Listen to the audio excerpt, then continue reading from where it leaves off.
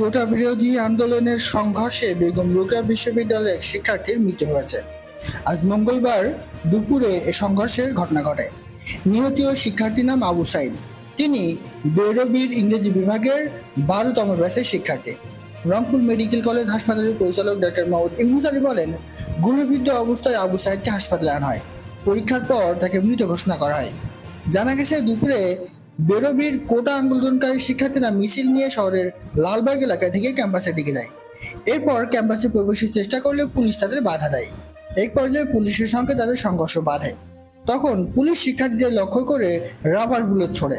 সংঘর্ষে এই শিক্ষার্থী নিহত হন।